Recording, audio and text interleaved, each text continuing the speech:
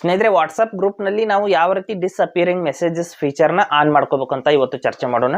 ನಾವು ಇಂಡಿವಿಜುವಲ್ ಮೆಸೇಜ್ನ ಒಂದು ಏನು ಪ್ರೊಫೈಲ್ನಲ್ಲಿ ನಾವು ಮಾಡ್ಕೋತಿದ್ವಿ, ವಾಟ್ಸಪ್ನಲ್ಲೂ ಕೂಡ ಮಾಡ್ಕೋಬಹುದು. ಯಾವ ರೀತಿ ಅಂತ ನಾನು ಸಂಪೂರ್ಣವಾಗಿ ಹೇಳ್ತೀನಿ. ಹಾಗೆ ನಮ್ಮ ಚಾನಲ್ಗೆ ಮೊದಲು ಬಂದಿದ್ದರೆ ದಯವಿಟ್ಟು ನಮ್ಮ ಚಾನಲ್ನ ಸಬ್ಸ್ಕ್ರೈಬ್ ಮಾಡಿಬಿಟ್ಟು ಪಕ್ಕದಲ್ಲಿರುವಂಥ ಬೆಲ್ ಐಕನನ್ನು ಪ್ರೆಸ್ ಮಾಡಿ ನಮ್ಮ ತಂತ್ರಜ್ಞಾನ ಆಧಾರಿತ ಬೃಹತ್ ಕುಟುಂಬದ ಸದಸ್ಯರಾಗಿ. ಸ್ನೇಹಿತರೆ, ವಾಟ್ಸಪ್ ಗ್ರೂಪಲ್ಲಿ ನಾವು ಯಾವ ರೀತಿ ಮಾಡ್ಕೋಬಹುದು, ಡಿಸ್ಅಪಿಯರಿಂಗ್ ಮೆಸೇಜಸ್ ಫೀಚರ್ನ ಯಾವ ರೀತಿ ಆಕ್ಟಿವೇಟ್ ಮಾಡ್ಕೋಬಹುದು ಅಂತ ಹೇಳ್ತೀನಿ.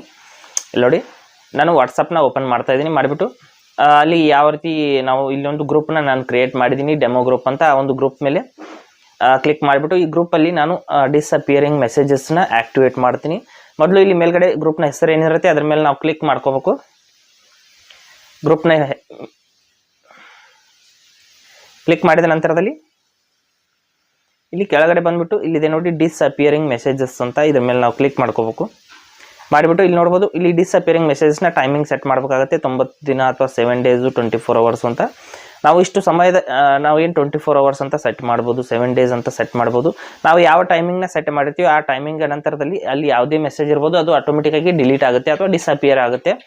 ಅಂದರೆ ಏನು ನೀವು ಫೋಟೋಸ್ ಬಿಟ್ಟಿರ್ಬೋದು, ಅಥವಾ ಇಲ್ಲಿ ನೋಡಿ ಡಿಸ್ಅಪಿಯರಿಂಗ್ ಮೆಸೇಜಸ್ ಅನ್ನೋದು ಇಲ್ಲಿ 24 ಅವರ್ಸ್ಗೆ ಸೆಟ್ ಆಗಿದೆ. ಈ ರೀತಿ ನಾವು ಡಿಸ್ಅಪಿಯರಿಂಗ್ ಮೆಸೇಜಸ್ನ ಆಕ್ಟಿವೇಟ್ ಮಾಡ್ಕೋಬಹುದು.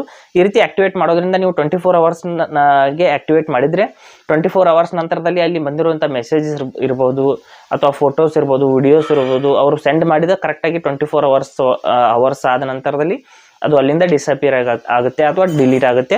ಈ ರೀತಿ ನಾವು ವಾಟ್ಸಪ್ ಗ್ರೂಪಲ್ಲಿ ಕೂಡ ನಾವು ಆಕ್ಟಿವೇಟ್ ಮಾಡ್ಕೋಬಹುದು. ವಾಟ್ಸಪ್ ಗ್ರೂಪಲ್ಲಿ ಅದನ್ನು ಯಾರೇ ಸೆಂಡ್ ಮಾಡಿದ್ರು ಕೂಡ ಅವರು ಸೆಂಡ್ ಮಾಡಿದ ಮೆಸೇಜನ್ನು ಸೆಂಡ್ ಮಾಡಿದ ನಂತರದಲ್ಲಿ 24 ಅವರ್ಸ್ ಆದ ತಕ್ಷಣದಲ್ಲಿ ಆ ಮೆಸೇಜ್ಗಳು ಡಿಲೀಟ್ ಆಗುತ್ತೆ. ಈ ರೀತಿ ನಾವು ಗ್ರೂಪಲ್ಲಿ ಕೂಡ ಡಿಸ್ಅಪಿಯರಿಂಗ್ ಮೆಸೇಜಸ್ನ ಆಕ್ಟಿವೇಟ್ ಮಾಡ್ಕೋಬಹುದು.